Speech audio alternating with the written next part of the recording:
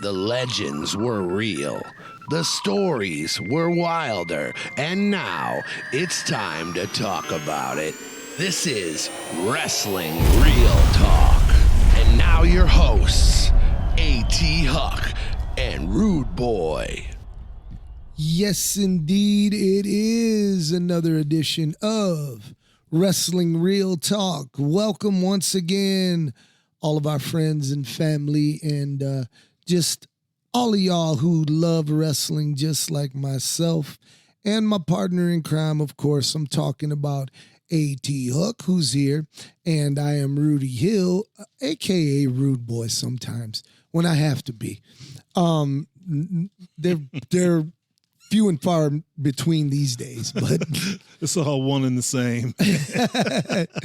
We shall see today. We shall see. A few things before we get started today. I would like to shout out very, very, very important. Very important. I want, who is the actor who portrayed Black Panther? Chadwick Boseman. Man. Chadwick Boseman. I was so bitter at that man when he died. Wow. I was pissed at him. And I'm still a little pissed at him. Because I feel like when he died, he had known that he had had cancer for a while. Mm-hmm. And I feel like that's an opportunity to pass along to your fans to maybe get checked for early detection of cancer or whatever. I feel as though, and again, this is just my feelings, that, you have a responsibility to try to save others if you can. Mm-hmm. And that brings me to my point where I wanted to go today, where I wanted to just give a little bit of information out there to the listeners. Diabetes is a killer, you guys. Diabetes is terrible. It really, truly is. I've been diabetic for 18 years now. And I've had a lot of heartache from diabetes. And I just wanted to get on here and I wanted to tell our listeners and our friends and our family, if you feel like you're urinating too much, too often in the middle, especially in the middle of the night, or if you can't quench your thirst and you continuously have dry mouth, these are all early signs of diabetes, type 2 diabetes. And it would be worth just checking with your physician and just saying, hey, here's the symptoms that's happening with me. Maybe we should explore taking a look. Because one of the beauties of type 2 diabetes is it is reversible if it's not too far gone. And that means for those of you who just take pills and stuff like that, hey man, you can reverse it. My son Santana has reversed it. Yeah, no, I have too. Yeah, okay. You know my story, man. I was like you were talking about. I had to urine every 20 minutes, it seemed like, and I knew something was wrong. Mm-hmm. So I went to the doctor, and sure enough, he said, "Hey, man, you gotta, you're like pre-diabetic." Oh, yeah. So immediately I changed my eating habits. Mm-hmm. A lot of things started, walking a lot more. Yeah. Because you got to exercise. Oh, absolutely. You got to burn that stuff off. Absolutely. But I dropped like 30 pounds, and I've pretty much been able to maintain it, but I got to watch what I eat. Like, I eat vegetables. Oh, yeah, I know on a you regular do. basis I know you now do. Instead of, 2 big old plates of spaghetti and, right. Shrimp fried rice every day. Right. You got to change your habits. Absolutely. And it can be reversed. Like, I'm not on any medication. So like I was saying, this is just a little public announcement, a little public, just to make you aware that, diabetes is real. And it's really, really real in Black and brown people, like our people, Chicano and African American or whatever you identify yourself as. African American, black, you know. And it's same with me. Everyone's like, so you're Latino? No, I'm not Latino. I'm Chicano, man. You know. But anyways, whatever you identify yourself with, I'm down with. I'll try not to be stupid, but go ahead. But anyways, today's topic right here on Wrestling Real Talk is being brought to you by Throwdown Theater. That's right, throwdowntheater.com. Get to it right now. There are some cool ass brand new t-shirts that you might want to purchase for that wrestling fan in your life, because the holiday season is going to be here quicker than you could blink your eyes. And you know this, Huck. Oh, I do. And it just creeps right up before you know it. So get those early gifts put away and stuff. And you can get all that stuff at throwdowntheater.com. And I urge you, go check it out. And you can also find the Throwdown Theater commemorative trading cards there and all of the information on how you can obtain those cards. Once again, that is throwdowntheater.com. Also, we do want to remind you that International Big Time Wrestling returns once again to Batch Brewery in Corktown, Detroit, Michigan. That's right, the heart of downtown Detroit, y'all. Just like in the old days when Cobo Hall would be on fire every couple weeks with the greatest of all time, the Sheik. Well, we are trying our best to bring that integrity and that tradition and that love for the wrestling business back to the Motor City with International Big Time Wrestling. And that is going down on Saturday, August the 16th, 7:30 p.m. bell time. And the last show we had sold out, nice big giant crowd under the stars. And it's going to happen again in August the 16th, 7:30 p.m. bell time. Check out International Big Time Wrestling on Facebook, and you can get all the ticket information for that. Now, back to our topic for today. It is no secret that one of the most famous wrestlers of all time passed away. Arguably, the most famous wrestler of all time passed away. And of course, I'm talking about Hulk Hogan, a.k.a. Terry Bollea. At 71 years old, he passed away of cardiac arrest. People had been saying, there's been rumors for the last few weeks that he wasn't doing good.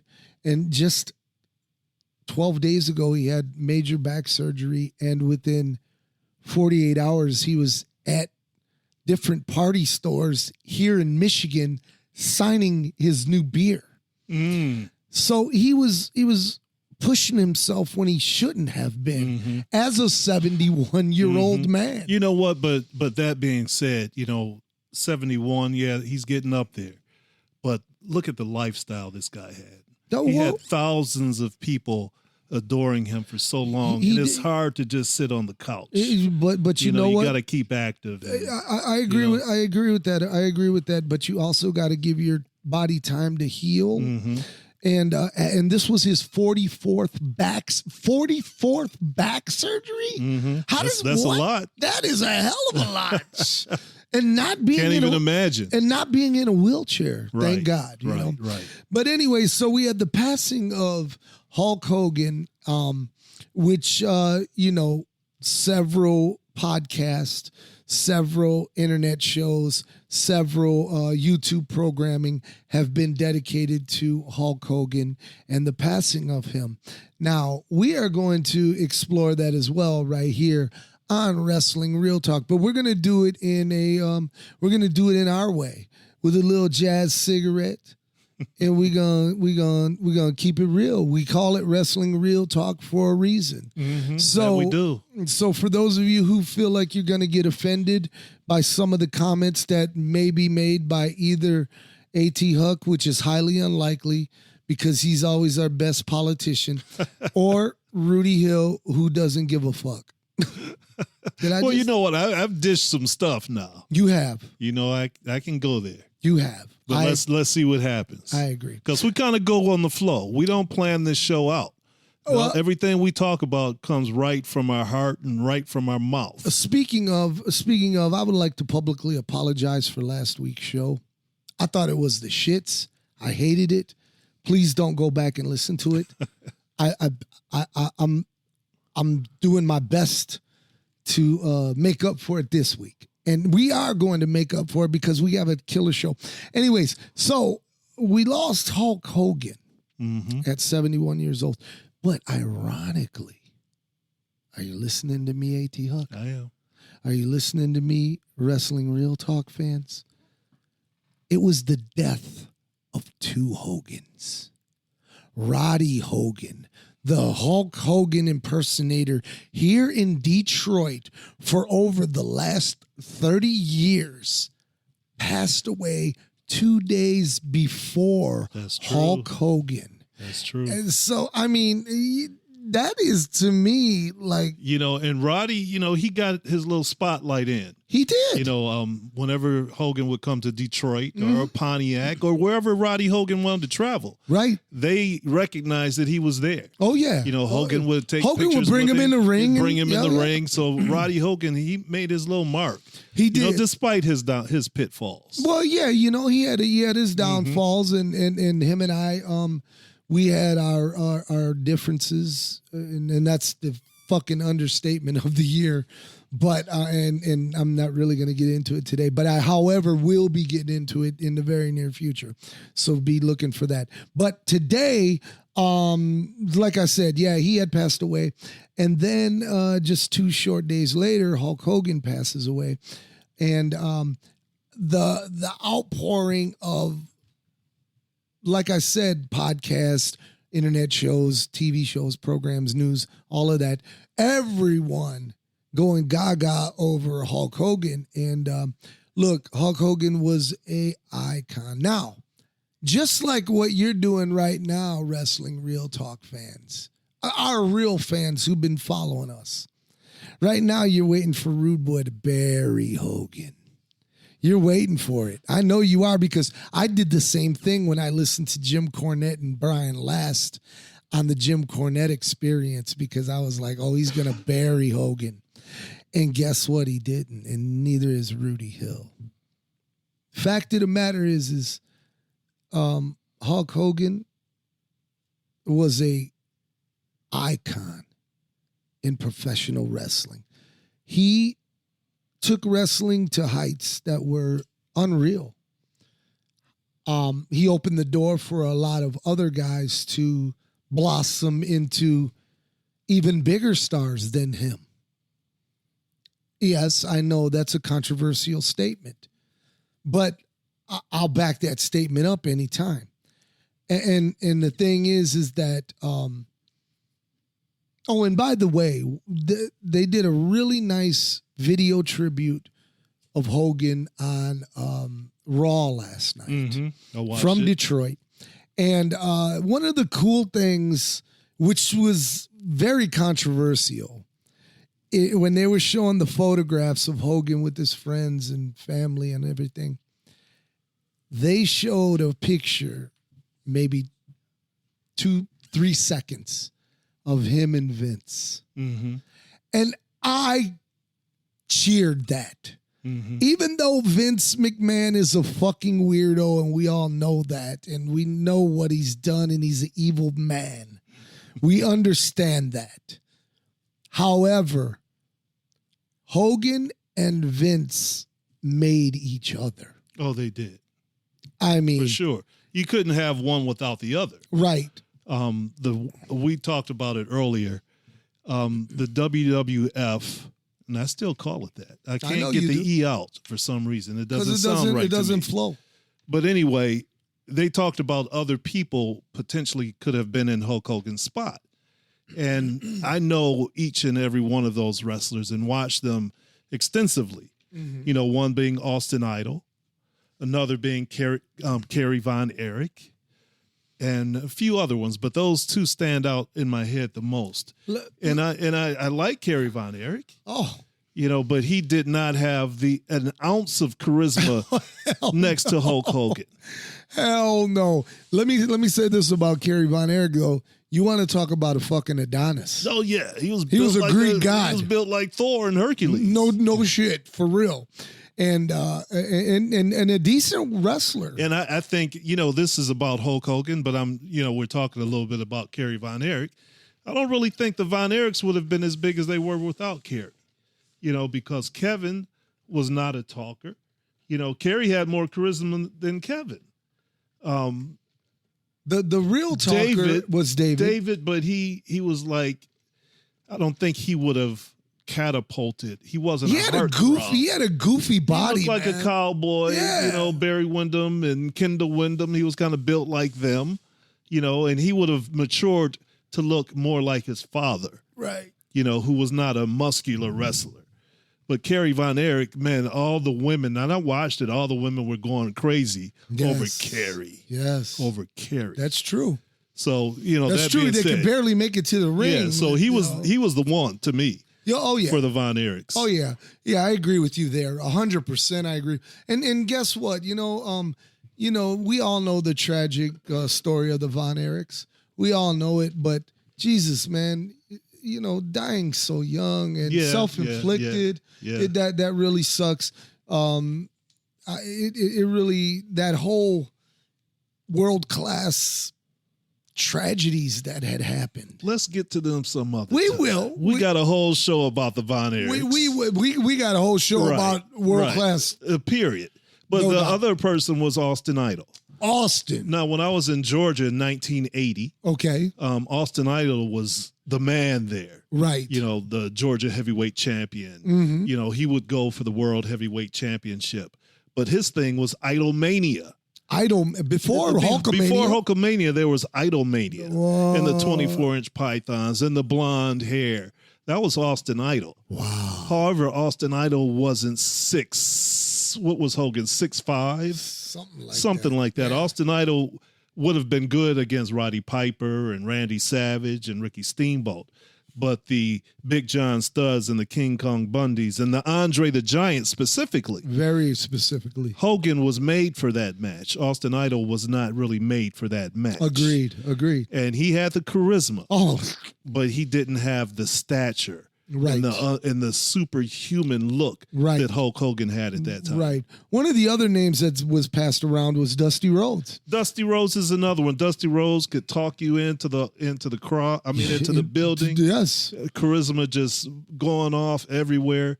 But once again, his physicality. Yes. Would not have matched or wouldn't match what Hogan was. Oh, of course not. He was just a fat guy who. Yeah. He was a great talker. He was a great talker, a great worker. Great worker and everything. His weight didn't matter. But I don't think he would have spanned the amount of time that Hulkamania did. When you Dusty's run would have been shorter. When you look back at Hogan's career, and my God, it was a who's who of everyone that he worked against. And one of the most iconic matches for me that I always look back on and I'm like, wow, was the night that The Rock wrestled Hogan in Canada. Mm-hmm. And they had to throw an audible and they had to turn Hogan babyface because the building already did. I saw some of that the other night, man. It was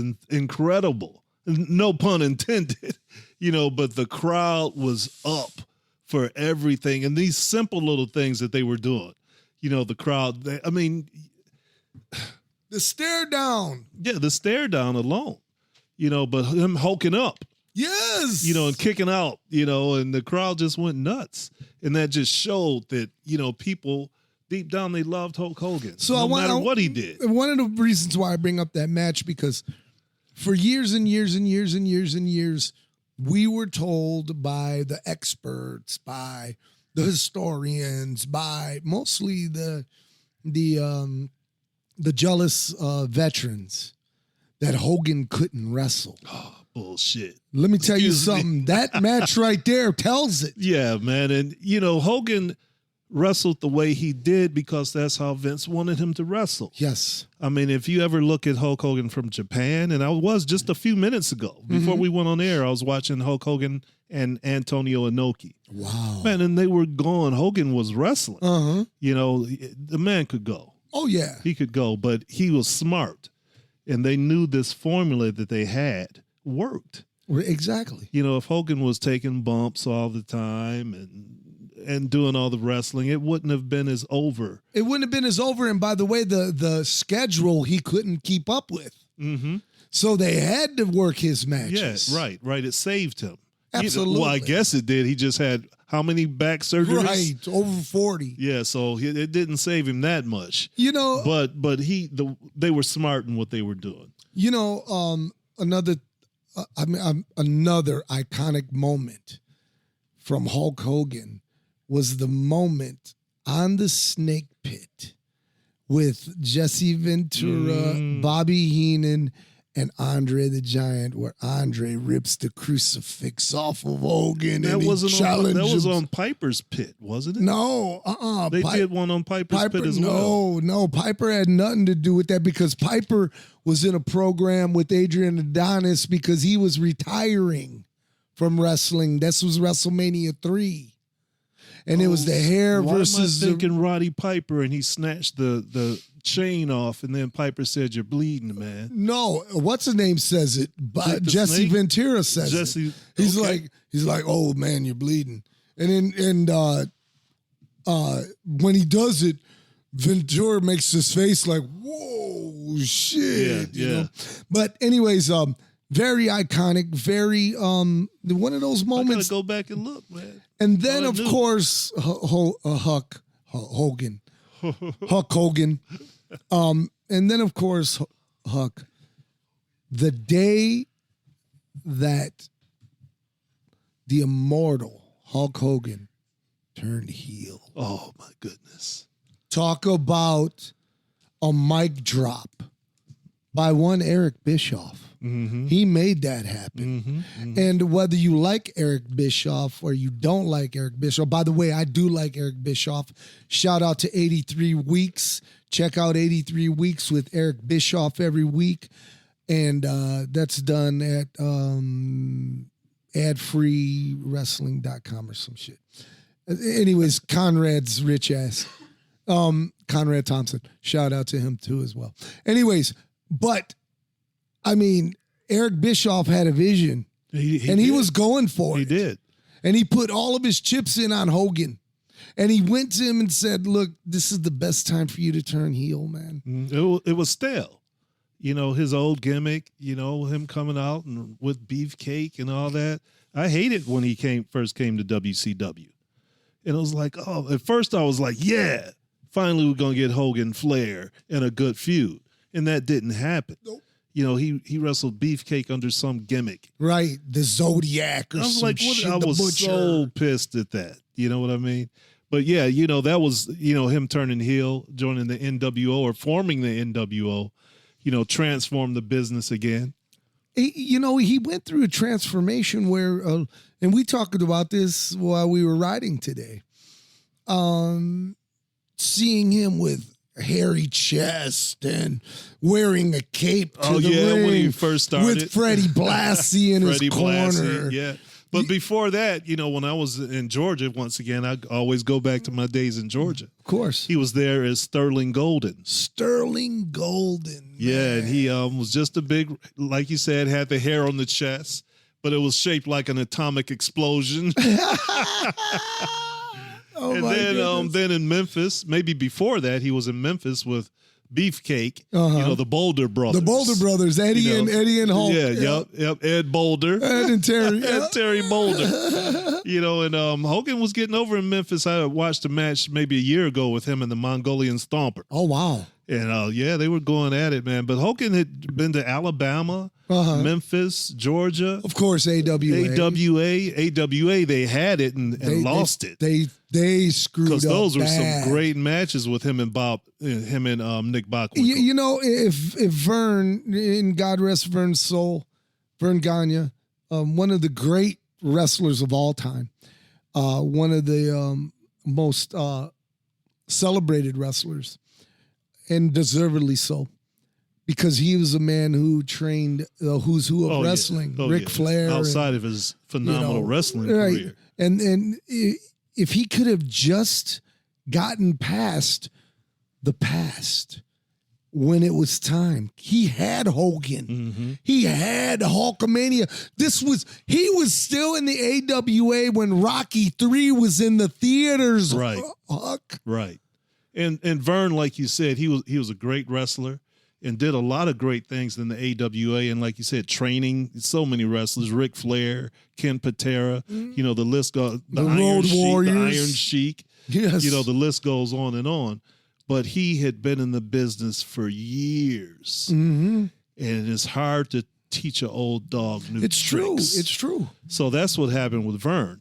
Now, the difference with Vince, his father had been running the show all that time. Right. So Vince Jr., the Vince that we all know, is just sitting there, festering, waiting until he gets the opportunity to do things the way that he wants to do. And once he bought the company from his father, he just went wild. And he had this vision, and Hulk Hogan was part of that vision. And, a lot of the old-timers said, the senior Vince would have been really upset by the moves that Junior was making. But that's what I'm saying. He was Vern. But exactly. He had been in the business for years. He already did everything he's going to do. He wasn't going to come up with no new tricks. Exactly. If he would have just listened to people around him, and that's the old saying in wrestling. I mean, that's why big time wrestling went out of business. They get in their groove. They do. And it works fine for them. They're happy where they are. You know what I mean? On their past success. If they could maintain where they were, they would have been happy. Absolutely. But Vince Jr. wanted to take it to the stars. Yeah, absolutely. Which he did. And he did, by the way. He did. He took it to heights never before seen. And I said, but Hulk Hogan was that perfect vessel to do it with. Exactly. The right timing. Oh, my everything. God. I remember when I saw him, get the title from the Iron Sheik. I was back home from college. Okay. And watched it in a dorm room in Eastern Michigan University. Just flicking through the channels. Yeah. And it may have been on Entertainment Tonight. Right. That they showed it because it wasn't coming on TV. Right. No, we hadn't have it. No. We didn't have it. So it was on Entertainment Tonight that I saw it on. And I was like, whoa, but not long after that we got, the TV. Right. And we were able to follow it. But I was going to Cobo. Oh, yeah. Every time it was here. Every time. Oh, yeah. So, yeah, Hogan, man, boy, oh, boy. Let me tell you something. Back to some of Hogan's iconic matches. I just recently watched the night that he passed away.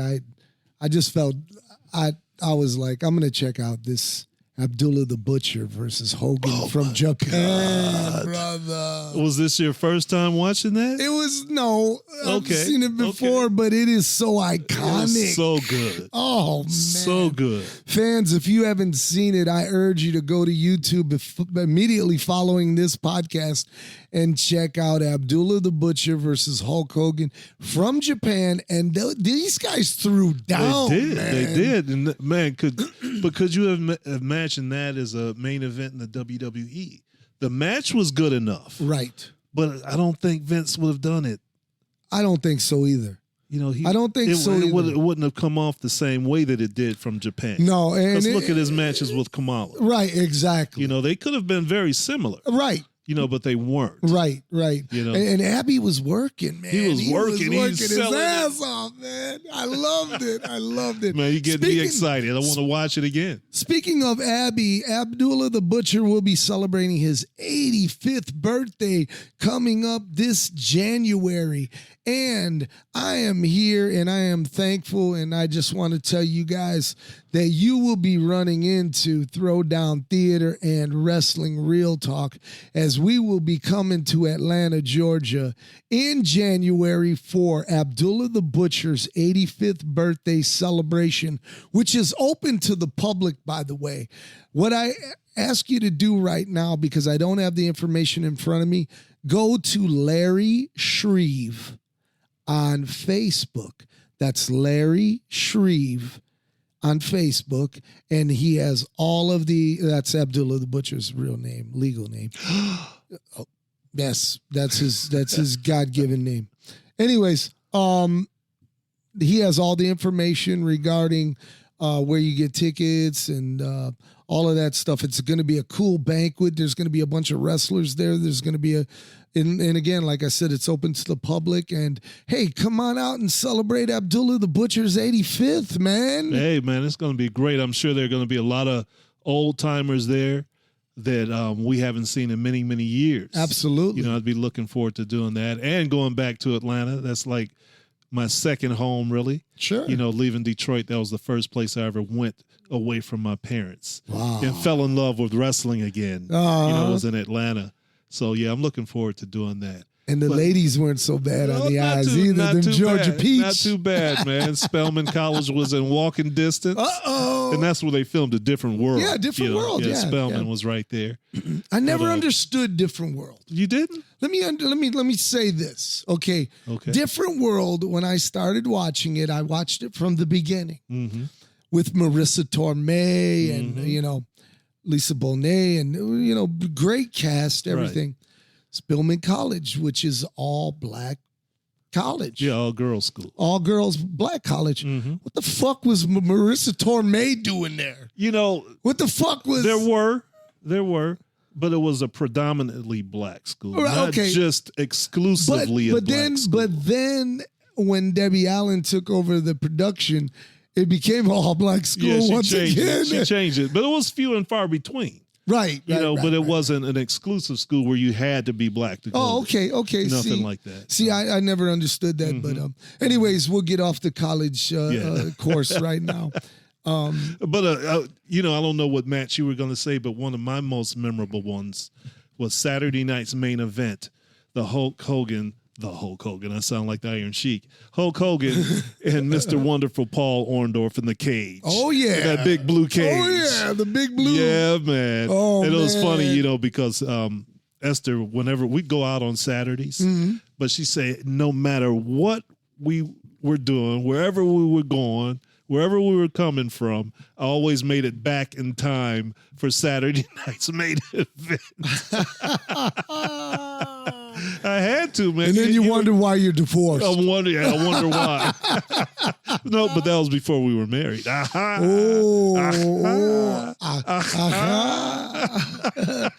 Muhammad Ali. They always have to go with Cassius Clay. Anyways, yeah, but that match was good. Yeah, you ain't lying, man. It was exciting seeing the big blue cage for the first time. Yeah, and then their feet hit at the same time. Yeah, they sure did. And by the way, just recently on a Saturday night's main event, they had a steel cage match. I forget who was in it, but Jesse Ventura kept saying, "Can you believe they have this on national television? They would never do this back in the day, have a cage match." He called the damn thing. Right. I remember. I was like, what is he talking about? Oh, Jesse. Back to Hulk Hogan. And look, we would be remiss and we would be phony assholes if we didn't bring up the fact that Hulk Hogan has been laced with his fair amount of self-inflicted mess ups. Yeah, he sure has, man. You know, and the biggest one was the racist rant that he went on about his daughter dating black men. And that really opened up eyes to a lot of people. Yeah. A lot of people. Pretty much, you know, part of that is like, man, you want your daughter to be a gold digger?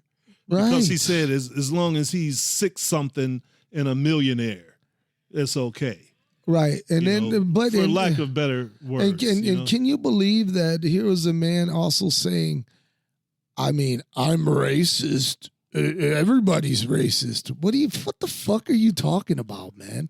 Anyways, and that whole thing really tarnished what he really was. Yeah, for a lot of people, it really did. And then his association with the MAGA and the Donald Trump people. And then look, by the way, you can like who you want. You can support who you want. If that's that's on you, you know what? Because you got to see your judgment day. You got to see your maker. Me, I don't fuck with racist.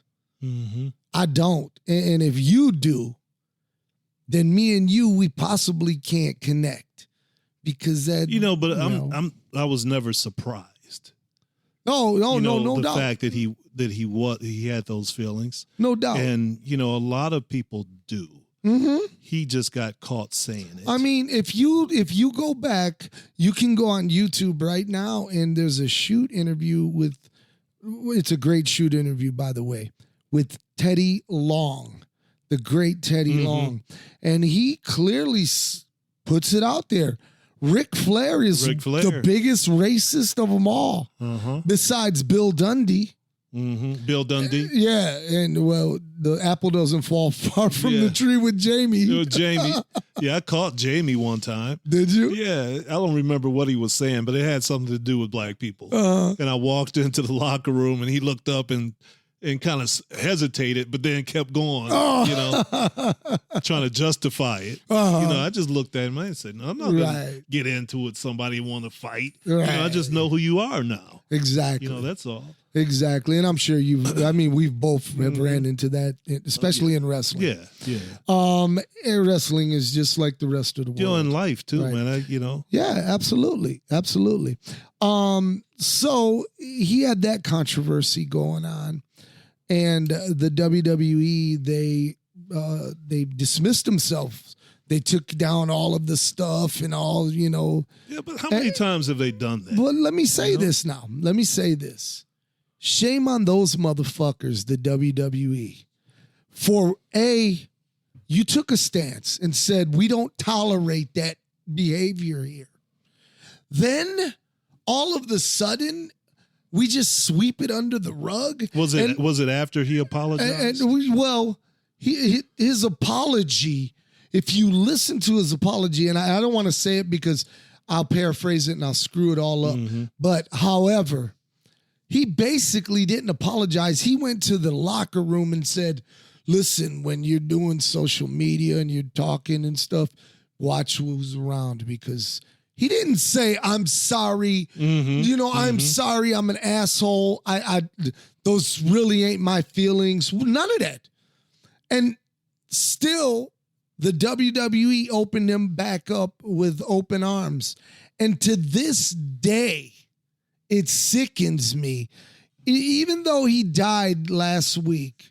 And that's a sad part that he died. I hate that. I hate that anyone's going to die, and we all are going to. But the thing is that I also don't pretend that this guy was a jerk for doing and saying what he said. Then years later, after the WWE invites him back in, blah, blah, blah, here he goes. And to this day, like I said, WWE, I always will have a grudge for that one reason, because he let down a lot, generations of fans, generations. And I'm one of them. And here I was, pushing it to my kids, man, and dressing them like Hogan on Halloween and shit. And again, you know what? I understand that Terry Bollea was the guy who made those comments. Hulk Hogan is a character. I understand. It's hard. It's hard to separate them sometimes. Right. And the thing about it is, especially in professional wrestling, because the lines are so blurred.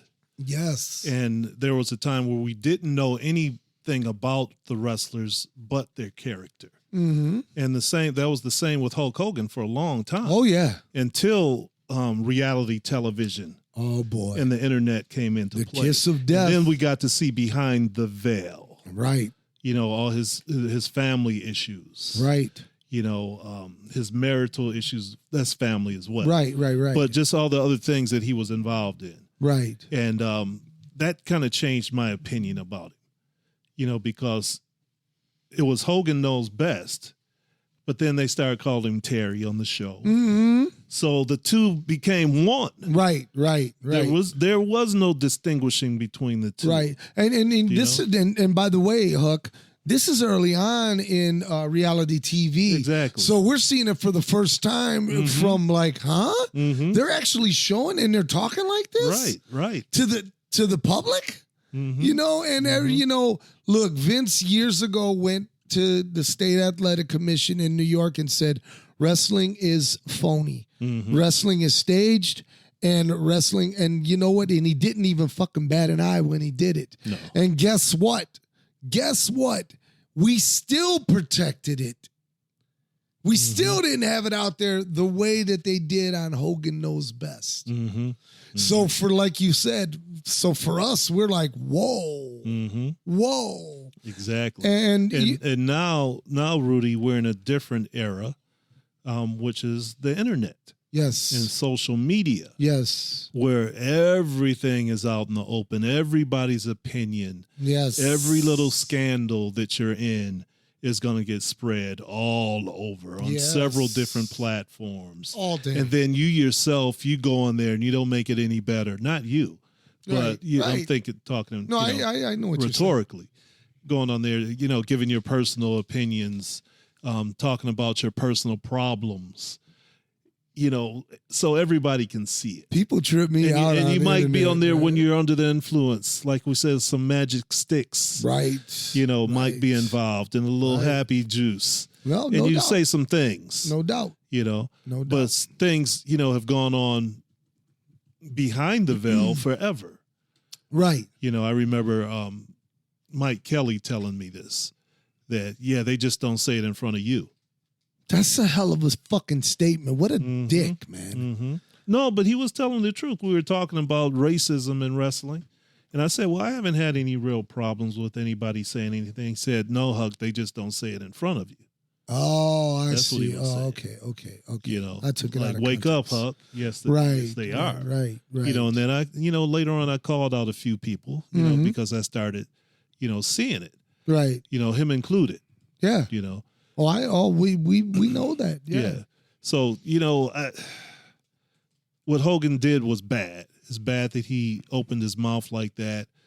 Some things you might have the right to say, but it's not right to say it. Amen. I always say that. Amen. Also, about Hogan and his different appearances we talked about earlier, and then he went to the NWO and he had the black face paint, the beard, and he was cool again. It was cool. Everyone loved the NWO. Coming out to Jimi Hendrix. It was cool to be a Hogan fan again. And then he came back to the WWE, and he came back, and it's that cornball. Orange. Well, first red it wasn't. Yellow. First it wasn't. Right. He came in with Hall and Nash at first. And they were still the NWO, being cool and everything. Right. And then somebody came up with the bright idea to put him back like he was, broke him up from the NWO. And then guess what? He was the laughing stock of wrestling not of wrestling, but at the time. People were like, here's this cornball again with Jimmy Hart, with the Hogan jacket on and the flames. And, that shit was cool in 91. However, when he got in there with The Rock, what gimmick was it? That was the NWO. He was at the gimmick. NWO. Yeah, oh yeah. Okay. Because he was the heel when they started the match. That's right. And by the time I wasn't sure how he was dressed in the match. Oh no, yeah, and Oh, God. So after that match, he went back to the red and gold? That's when he went back to the red see? and gold, man. He thought that's what they wanted. Right, man, right. No. And it wasn't. And it wasn't. And he wanted to embrace being a good guy again. And people just were like over it. Yeah, they were already with him. Right. You know, they wanted to roll. Right. And he wanted to, you know, try to reinvent himself, but going back. And then that's when he found himself at TNA. You know, here was Hulk Hogan at TNA Wrestling. And let me tell you something. I respect TNA Wrestling. I got to be a part of it. I got paychecks from those people for the work I did there. And let me tell you something. Jerry Jarrett, Jeff Jarrett, Dutch Mantel, that whole cast of crew were nothing but great to me. So when I make this statement, I'm not putting down TNA at all. But here was one of the biggest wrestling superstars of all time at TNA. Mm-hmm. And of course, it's Hulk Hogan. And it's like, for a man that stature. It's like he was working at Ring of Honor. Yes. And no offense to Ring of Honor. No, not at all. No offense to TNA, but for some reason, TNA has not been able to break that glass ceiling. Well, wait a minute. To me. That's where you're wrong, pal. Because just last week, they set an all-time attendance record. You wait a minute, young man. In New York. You wait a minute, young man. TNA did not do that on their own. They've been working with the WWE. Whatever they did. Whatever they did. I'm talking about for the last, since 2002. But WWE didn't promote that show. But they've been working with them. The visibility on TNA is a lot more than it was because of their association with NXT. Okay, fair enough. WWE. Fair enough. But all the years, even back when Hogan was there and CM Punk was there. Ric Flair. Flair, Mick Foley. Yes. They did not get to the point where AEW is. Right. You know, that's what I'm talking about. I wouldn't be bragging No, that but either. AEW is probably more, I won't say more established, but make more money and have more visibility than TNA. Those guys ain't making no money. What are you talking about? More than TNA. TNA was actually turning a profit when we were there. I know. I mean, they were making more money. But I'm saying that have they ever sold out stadiums? AEW is not making money. No, but I said has TNA ever sold out Little Caesars Arena? No, have they ever sold out stadiums in Chicago? I can't. I mean, these large ones, not the bingo halls. I can't tell you. I can't tell you the all out the size of the venues, but I can. They put in 7,000. I'm talking about their history. I'm talking like TNA's history. Right. The total history of AEW. Right. Speaking to the mic. Of AEW has been, selling out arenas before. Right. TNA has never done that. So anyways, here was Hogan at TNA. You're like, wow, man. It seemed like a back move. Like he was going backwards. That's all I'm talking about. Hulk Hogan's there, and they aren't on Entertainment Tonight and the Tonight Show and all this crossover appeal. Because even the Tonight Show, Entertainment Tonight, all of those entertainment shows, and they were over him. Mm-hmm. They were over him. Mm-hmm. Oh, Hulk Hogan's going to be in a new wrestling show. They're like, yeah, okay. Mm-hmm. Well, yeah, he's done it before. Right. Hulk Hogan, of course, he went into Hollywood. God. The Santa Claus with Muscles was the most ridiculous movie I ever sat through. What else did he have? He had Suburban Commando. He had Mr. Nanny. Was it Mr. Nanny? Mr. Nanny. The Mr. Nanny one. He had. What was the one where he was trying to? Was that him? And he was trying to find a toy for his. No, that was Arnold Schwarzenegger. Yeah, and Sinbad. Yeah, I remember that. And Last Action Heroes, what it's called. That's right. So he did his brief stunt in Hollywood. Hollywood obviously didn't work out for him. And just didn't seem believable in movies to me. No, except for Rocky. That was the only one. That was the only one. That really was. I mean, even when he... Unlike some other wrestlers that you actually bought them in their movie roles. Hey. You know? John Cena, I love watching him as Peacemaker. Peacemaker season 2 is about to come out. I know it is, man. That's gonna be awesome. Yeah. I don't like everything the man has put out, but the majority of the stuff I really enjoy. The Rock stuff. The Rock, I really do. You know, my only thing with The Rock, a lot of times he's portraying The Rock. That's true too. He's not really becoming a character. You know, and maybe what was it? He was like a fairy. Oh, the Tooth Fairy. The Tooth Fairy. That was great. That was funny. That was great. Yes, that was funny. You know, he tried the superhero genre with, you know, Black Adam. Yeah, and it wasn't bad. It wasn't good. It wasn't, but it wasn't like a stinker. Right. Yeah. Right. You know, he just tried to take over. Right. The WB. He tried to take over the DC universe. It's true. It's like, what the heck? You know? It's true. But yeah. But so the transition from wrestler to movie star, it can happen. It can happen. But just not for, you know. It just didn't work with Hogan for some reason. Right. Now, I've been thinking since the passing of the man last week, who does it really affect in his life? And of course, you think of his son, Nick. You know, he loved his boy.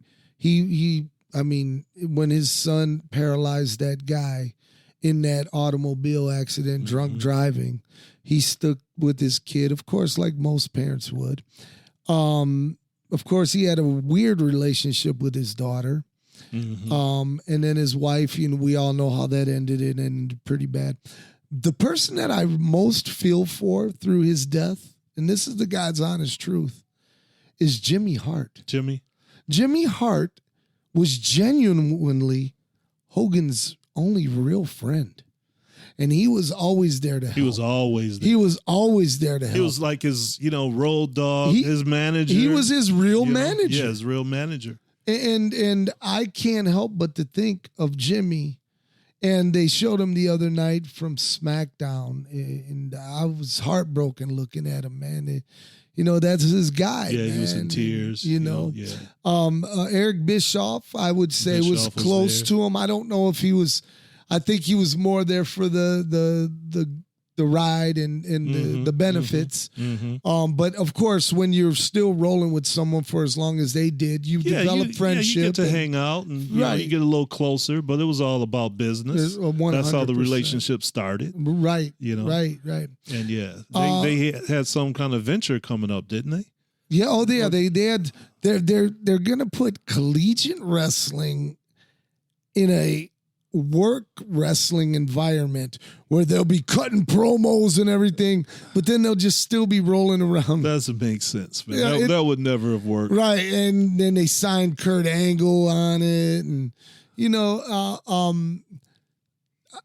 I don't know if that's gone away because Hogan passed away, because Eric Bischoff and Jason Harvey, they have.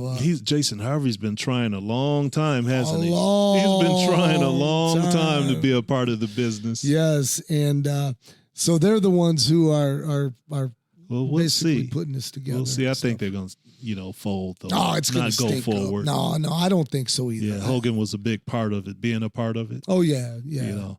And then of course, you know, Hogan. We know how it all ended. He would go on every single podcast. He would go on every single interview, and he would go on every single, whoever would listen to him spread his bullshit lies. I mean, yeah, Metallica wanted me to, you know, what's this mean? You want to dance? You want to dance? I ain't rapping shit up, homie. I ain't rapping shit up. No, but that wasn't me telling him to wrap it up, just so you fans know. Hey, man, who threw the phone at me? Somebody threw a phone at you? I swear to God, man. No, my phone fell. Anyways, but this It was one of those. Look, man, I lost my train of thought. I now, didn't man. do Damn it. No, your producer did. What was I talking about, man? Damn it. Oh, man. Like I'm asking you. And You asking me. right, I was listening, right, trying to listen. Right. But, we're talking about Hulk Hogan. Right. It might come back to you. Oh, I know it's going to come back to me. But I know he had his things, man. I don't, if you want to, I don't really want to go into all of them, and because for me, he helped transform the business, to this day. A non-wrestling fan, if you tell them that you're in wrestling, they might say, like Hulk Hogan. Well, they used to might say that. that. I think they still do. Not these days. Nah, I don't I've heard believe it within the year. I don't believe within that. the year when I was in Nashville. Well, they're kind of absent-minded. But down that's a state. So what I'm saying is valid. That's a bunch of hillbillies down there, right? But what I'm saying is valid. I'm teasing. I love Nashville. I really do. And, his popularity, along with the World Wrestling Federation, skyrocketed and put professional wrestling in front of eyes that had never seen it before. Agreed. I agree 100%. 100%. He took it away from smoky arenas to well-lit arenas to, wow, all of a sudden more and more families are coming out. And action figures. There were no wrestling action figures. Right. When I was a kid. Right. Right. We would die if we had a chic action figure. Man, Are you kidding me, from man? back then. Shit. Oh, that would be awesome. But those LJM figures, I guess that's what they were called. Right. The little rubbery ones. They were the stiff rubber ones. Hard, man. Looked all funny. Man, I remember, man, my little brother John, he would, man, throw those fucking things, they man, and hard. they hurt, man, because he hit you. I'm like, man, he was just a little. Those are some guy. durable toys, man. I left some outside for about a year. And those things are still okay.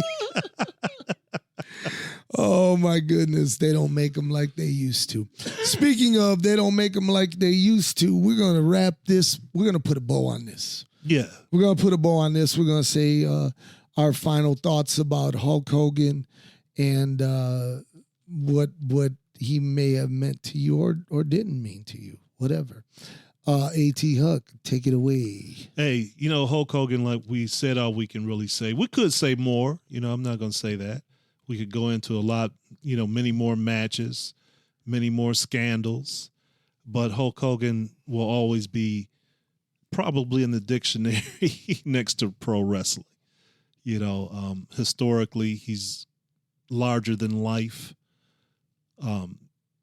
Pretty much anybody could look at a picture of him and name who it is, here in the United States, maybe around the world.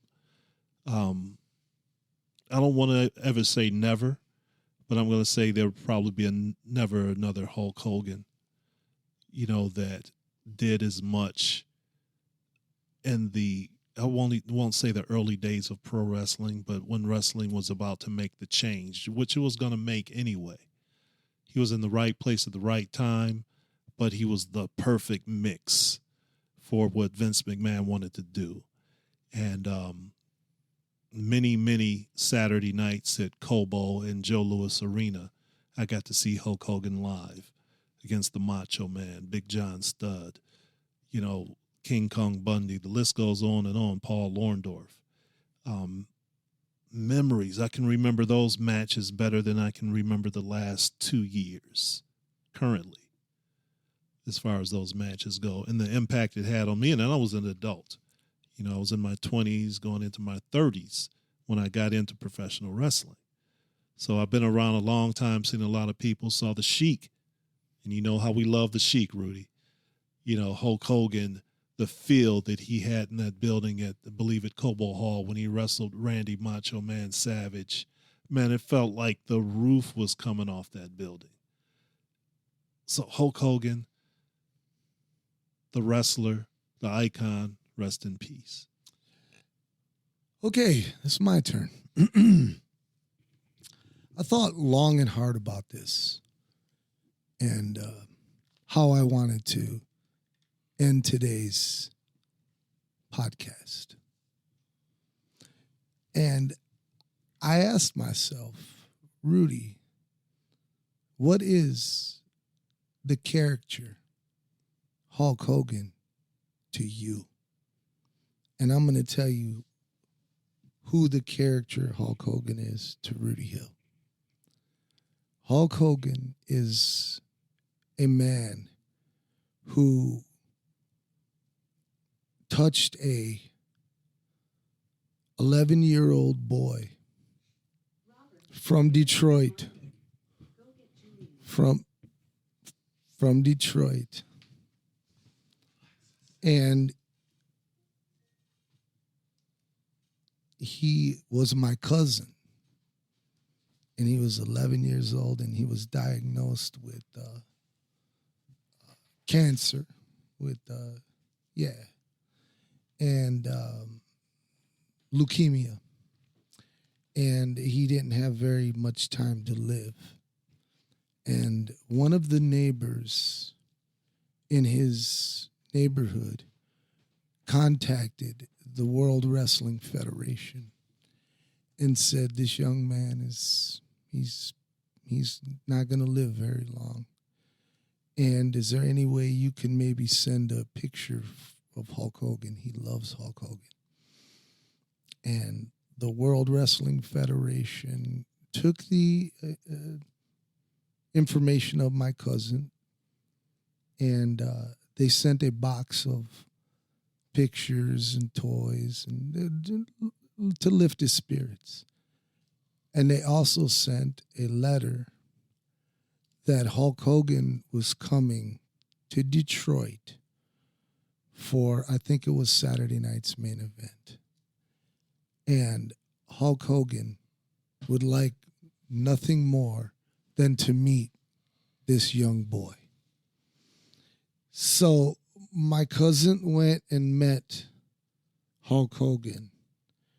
And to say it was the greatest moment of his young life would surely be an understatement. When I think of Hulk Hogan, of course, he's a man with flaws. He's a man he's human. But for that young boy, he was a superhero. And my last thoughts that I would like to leave when I think of Hulk Hogan is the man who took 10 minutes of his time for my cousin and made him feel special. And those are the memories that I like to think about with Hulk Hogan.